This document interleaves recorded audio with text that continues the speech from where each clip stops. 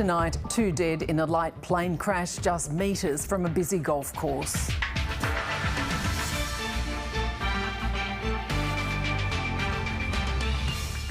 Despite losing the state member 5 weeks ago, no Inala by-election date has been set. There's something about Mary from Tassie to Teen to the Queen of Denmark. And the Australian Open gets underway and Aussies are in the action early.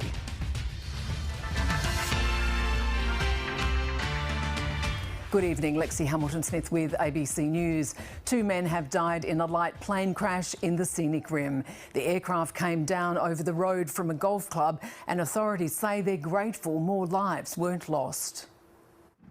Debris and devastation. Players enjoying a Sunday round of golf saw a light plane crash just before midday. Emergency services arrived a short time later and found the bodies of the 2 men, a 69-year-old and 82-year-old. As you can imagine, any crash scene can be quite confronting. Police say the relationship between the 2 men is unknown and their families have been told. And we wish their families every possible amount of support that can be provided to them at this time. The plane took off from nearby Boona airfield earlier in the day and was on its way back. The golf club is on the edge of town. We are very grateful that even though we have lost 2 lives, that it was not far worse, absolutely. With homes nearby, police have urged anyone with footage of its final moments to contact them. We're also aware that there are many members of the community who may have witnessed this particular crash. And our thoughts are also with those persons. The Australian Transport Safety Bureau will be following the investigation into the crash. Inquiries will include what caused the plane to go down, whether a mayday call was made, and the experience of the pilot. Alex Brewster, ABC News Boona. The state government has denied it's taking the people of Inala for granted after last month's resignation of local member and former Premier Anastasia Palaszczuk. The opposition has demanded the government bring on the by-election, which looks like being held in March. It's 5 weeks since an emotional Anastasia Palaszczuk retired from politics, leaving the people of Inala without a local member. We get the by-election happening, yeah. But I haven't heard anything more about it. Thought it was going to happen this month, but we haven't heard anything, no. So that's a fair wait. I thought I would have heard something about it in the news by now. The opposition wants it fast-tracked and has urged the government to recommend to the governor a date in the next few weeks, rather than waiting for the likely date of March the 16th, the day of the local government elections. We just don't believe that cuts the mustard. It's not right, it's not fair, it's not democratic. An announcement will be made in due course when the by-election will happen. But that's not good enough for the opposition. It's very likely that Parliament will resume for 2024, an election year, an important year, and for at least 2 sittings there will be a vacant seat for the electorate of Inala. But the Deputy Premier says Inala residents aren't being neglected. Cameron Dix says staff here at the former Premier's electorate office are continuing to help constituents. The people of Inala know the Labor government's got their back. All of the members of the ministry are working hard to support that community. Both Labor and the LNP are finalising their candidates. Always looking forward to being able to have a say on who we'd want to look after our area. James Kelly, ABC News, Inala. And a warm welcome back for Jenny Woodward for an early look at the weather. And Jenny, there's a lot going on, isn't there? Yes, Lexy, we've got lots of action. Hello, everyone. Well, the monsoon trough has been very active and that's going to be the pattern for at least the rest of the week. Now, we've got a peak in activity overnight and into the morning on the tropical coast between about Ayr and Tully. And there is a severe weather warning for that coastal area. There could be 3-hour rainfall totals of 100 to 140 millimetres. Now, by tomorrow, another low is expected to develop on the monsoon near about Cairns, but then it's going to move away to the east. So at this stage, no cyclone threat, but still very unstable. And we have another area of heavy falls expected around the Gulf, and there's a flood watch across the Cape. And I'll have more weather details coming up later in the bulletin, Lexi. Excellent, thanks Jenny. In a matter of hours, Denmark will mark a historic royal milestone, the proclamation of a new monarch. Prince Frederick and his Australian-born wife, Princess Mary, will take on the new titles of King and Queen in a no-frills ceremony. Historians say it's this unfussy approach that's won the royals' unwavering support from the Danish public. Europe correspondent Isabella Higgins reports from Copenhagen. Denmark is known for its design, style and cycling. It's also home to Europe's oldest continuous monarchy. They're royals, but they're part of the society. They bicycle around, they have their kids in normal school, not like private schools. The royals are much adored by the public. The Tasmanian-born Princess Mary won the hearts of the nation.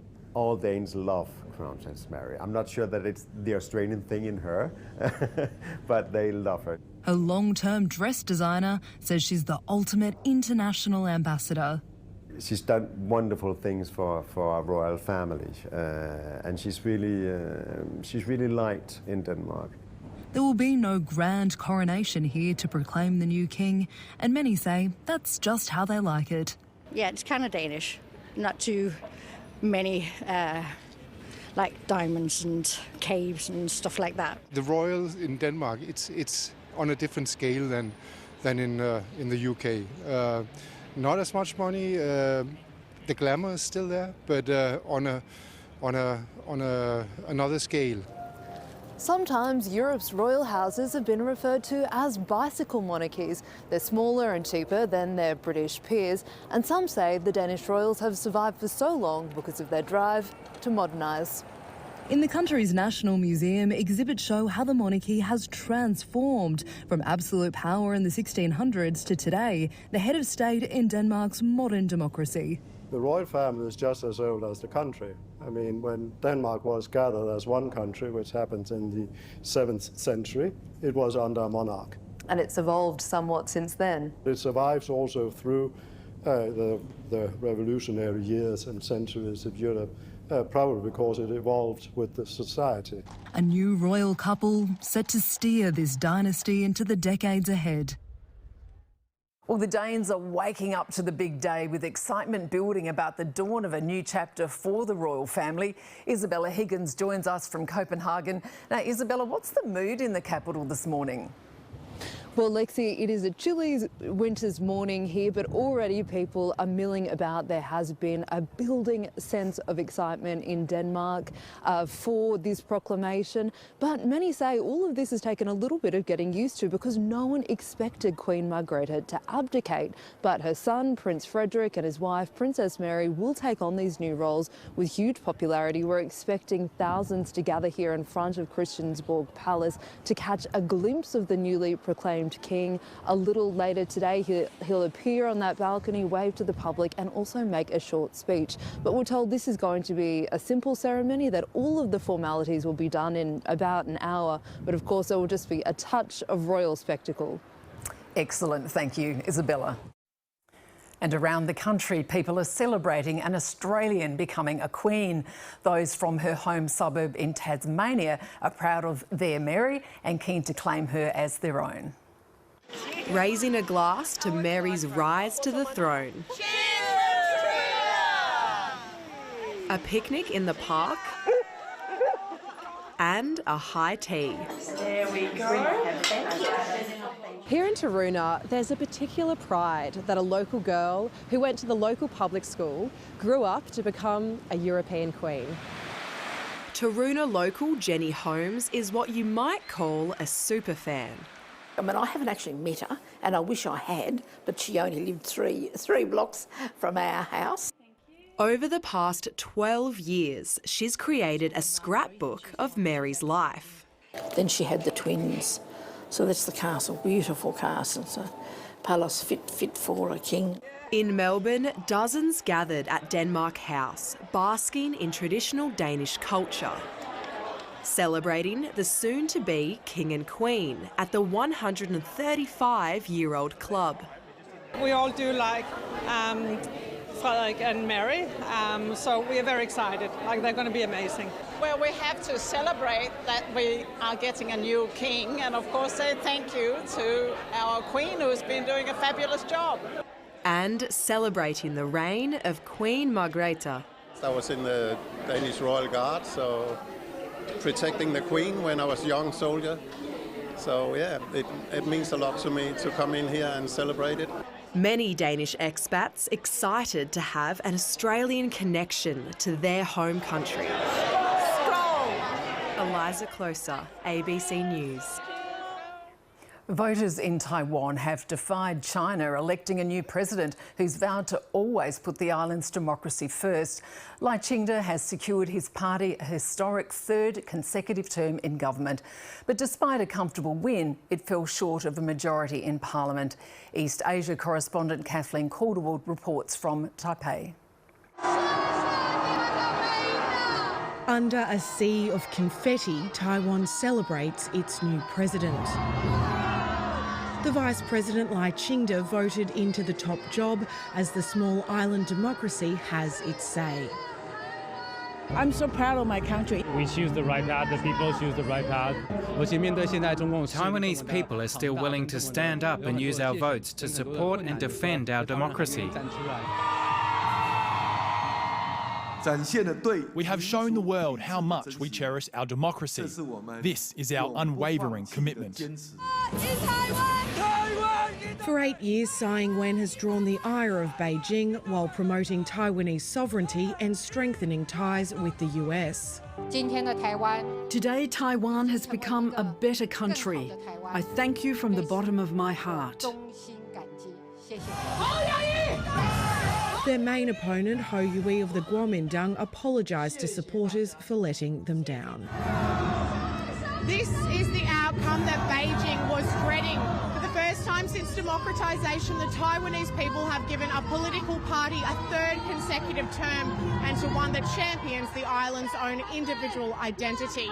This is a strong rebuke to China that the Taiwanese want to determine their own future, even in the face of growing threats and military might. China decried the result, with the Taiwan Affairs Office claiming it does not represent mainstream views on the island. The ruling party lost its majority in the parliament, making its job of governing more difficult. At home, it'll have to address growing discontent among young people over housing prices and cost of living pressures. Across the strait, it'll be a challenging balance between sovereignty and peace with Beijing. We are telling the international community that between democracy and authoritarianism, we will stand on the side of democracy. That's a fight that looks set to only get harder. Kathleen Calderwood, ABC News, Taipei. The US election isn't until November, but the race for the White House officially kicks off this week. Republicans in Iowa will be casting their votes for their nominee.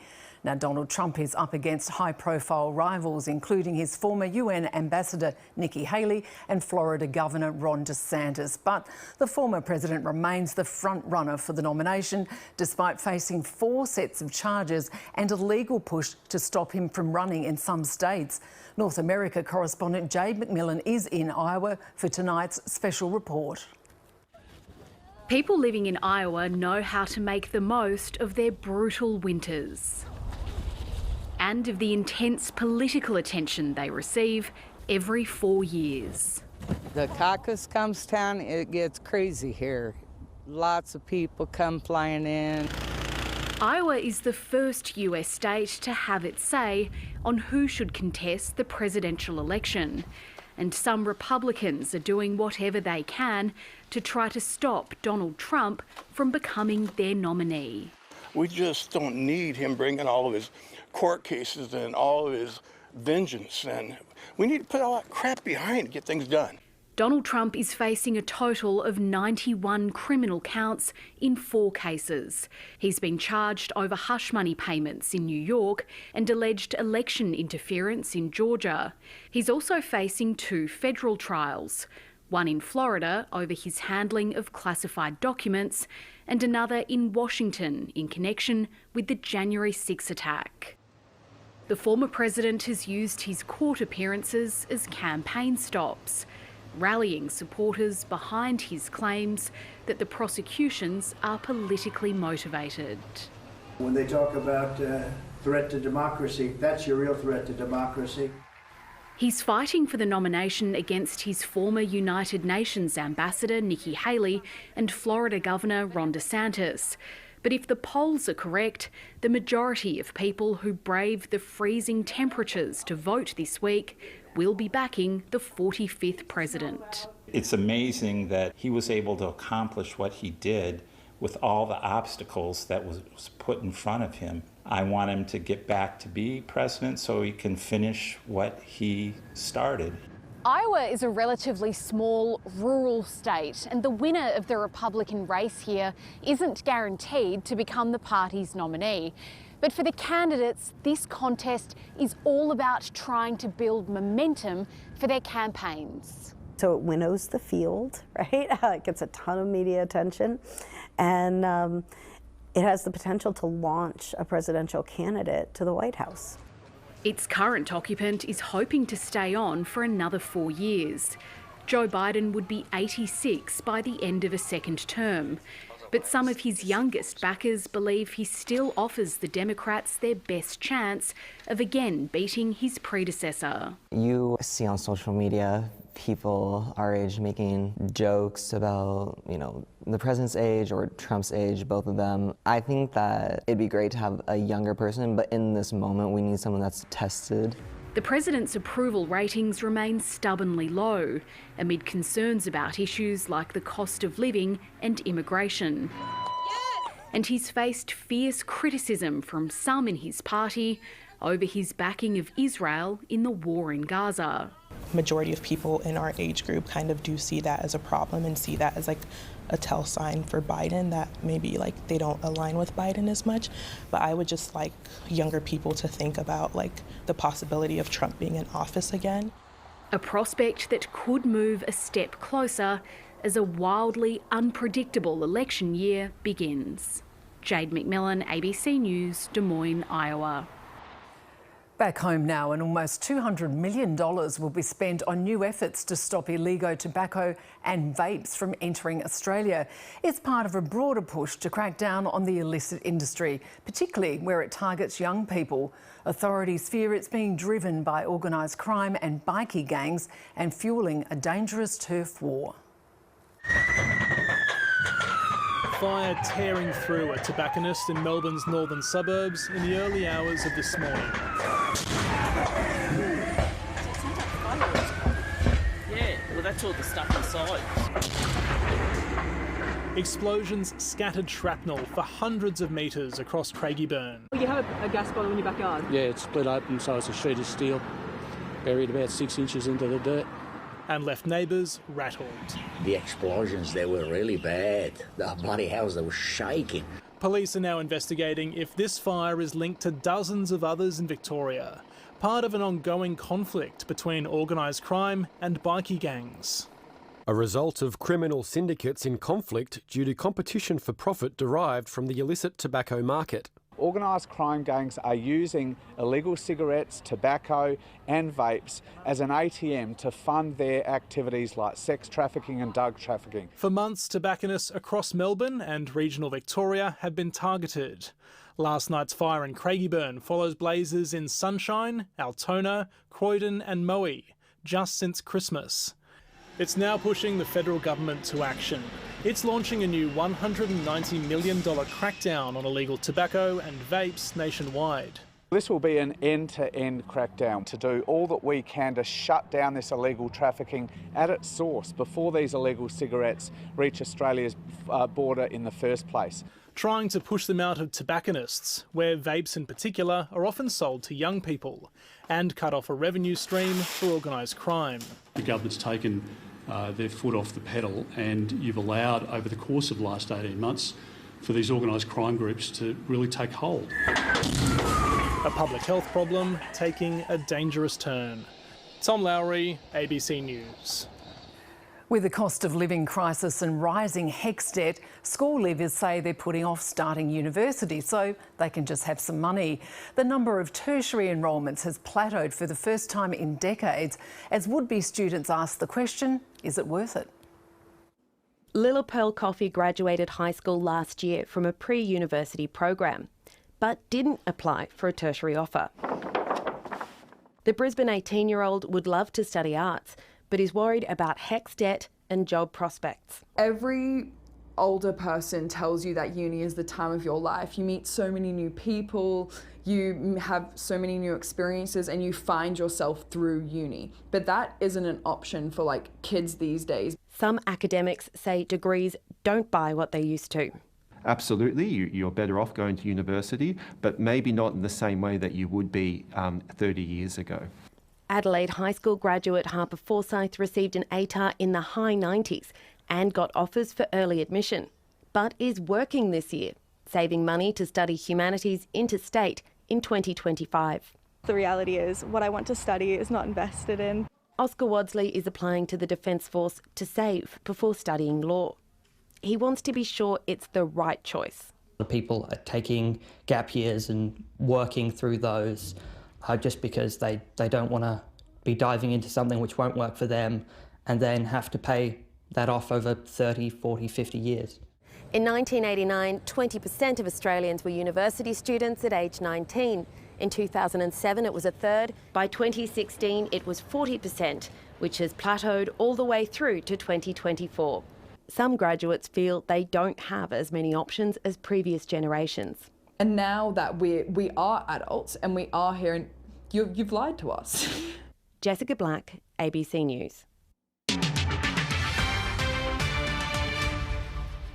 The Australian Open is underway with several local hopes headlining day one of the Grand Slam.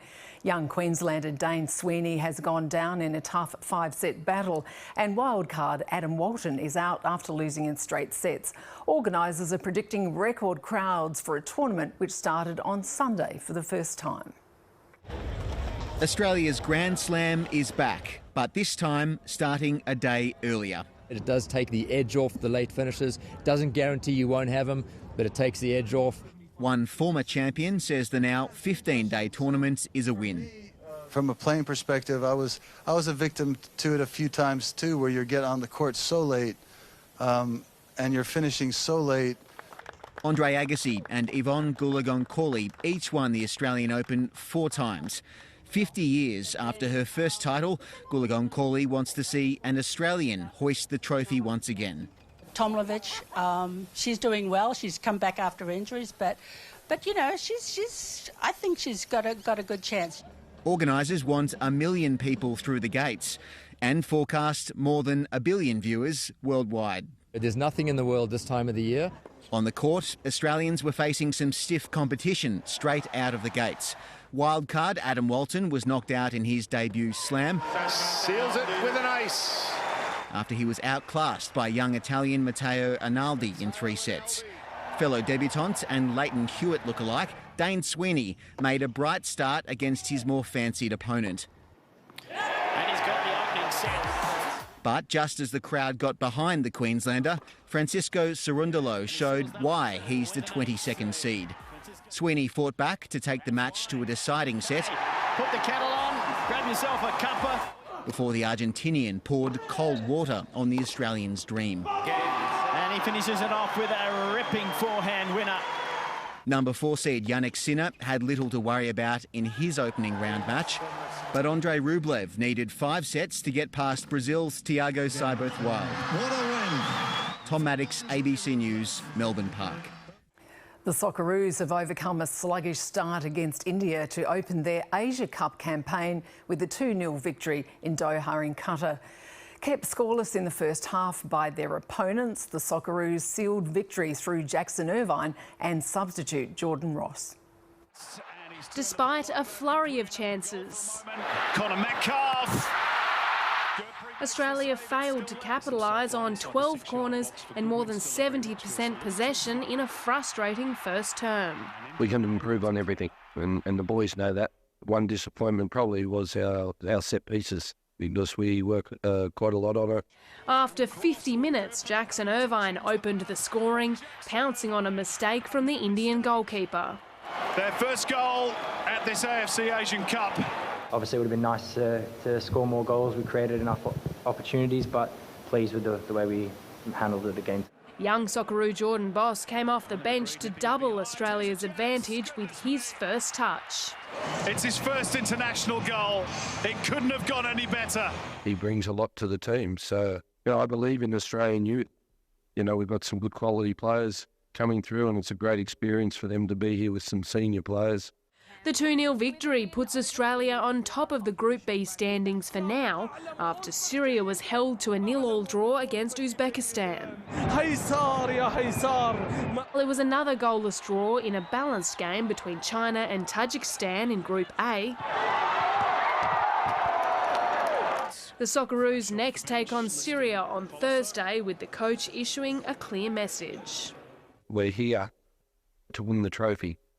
We're here to win the Asian Cup. A feat Australia has only achieved once in 2015. Chloe Hart, ABC News. The Sydney Kings have made a powerful statement coming into the tail end of the NBL season, smashing the New Zealand Breakers 105 points to 76 at the Sydney Superdome. Jalen Adams was sensational for the Kings, scoring 39 points in his 27 minutes on the court. The win cements Sydney in fourth place in the standings, only 2 wins shy of the Wildcats in second. Earlier today, the Brisbane Bullets claimed an important victory for their season, their fourth straight, besting Illawarra 110 points to 103 at home. Nathan Sobey was crucial for the Bullets and was named player of the game for his 25 points. The win keeps Brisbane fifth in the standings, while the Hawks end their 4-game winning streak and stay in sixth. Weather again now with Jenny. And Jenny, now what is happening with these storms? Well, Lexy, it's been a very busy afternoon. Hello again. We had a storm warning out near the southern border this afternoon. Charleville had a wind gust of 72 kilometres an hour, and there have been showers and storms over most of the eastern and southern districts, although the southeast had a welcome dry day, but that won't last. Relatively cool in the northwest, Normanton 29. Now that's 5 degrees below average and their coolest day since July last year, but still hitting the 40s and more further south, 43 the top in Birdsville, and in the southeast drier but still a little bit above average in that air mass. 33 across the city this afternoon. The coastal areas had the benefit of those onshore winds with 30 to 31, and it has been quite breezy too. Cape Morton had a gust of 74 kilometres an hour. Now yesterday Min was in Biloela and captured the afternoon light just before the storms came through. I do love those bottle trees. Jenny at Wallumbilla took this great photo of the cattle at the end of her working day, and Helen was loving the reflections in Hinds Dam this morning. Well, on to the satellite, and you can see the lows spinning up along the monsoon trough. It runs from the Coral Sea through about Cairns to Mornington Island and across to the Territory, but it is wobbling around a little bit. We've got clear skies early further south, but then you can see the storms building up this afternoon. Tomorrow, early storms are expected with heavy rain in Sydney, up to 45 millimetres possible. Now, there's a high chance of storms and showers in Canberra as well, and staying hot in the west. North of Perth, those fire dangers continue, and a top of 34 expected. Onto the chart, and the monsoon is going to bring further heavy rain and storms to the tropics. The southern high will maintain the ridge over southern and central parts of the state, although it will remain hot and humid, and that moisture feeding in from the ocean, so more showers and storms about. Now next week, that low over the Territory could track into Western Queensland and bring some heavy falls, so we do have another wet week ahead, and heavy falls are expected, of course, across the north too. Onto our forecasts and the severe weather warning for heavy rain along parts of the tropical coast from about Ayr to Tully, and otherwise scattered rain, showers and storms in the north. We've got the chance of a shower or storm about the interior too, and there is major flooding expected for the Paroo River at Yulo tonight. Windora is heading for 40 degrees tomorrow. In the southeast, showers and storms will return up to 29 in Kingaroy, 34 for Dalby, and Brisbane's heading for 30 degrees with the chance of a shower or storm, up to 9 millimetres on the forecast. Wet on the bay, southeasterlies to 20 knot seas will be about a metre. And those showers and storms are going to stay with us for the rest of the week. Temperatures will be around 30 degrees. We're having a lot of shower and storm activity, Lexi, and that really does seem to be the story of this summer. Yeah, there's no sun there at all. No. Thanks, Jenny. And thanks for your company. Before we go, our Brisbane radio presenters are back tomorrow for 2024. Now, there's a change in the lineup. It's on the screen. However, our breakfast duo, Craig and Loretta, will still start the day as usual early from 5 a.m. So we really hope that you can join them and all the team. But for now, from all the people in the newsroom, stay up to date on our website. But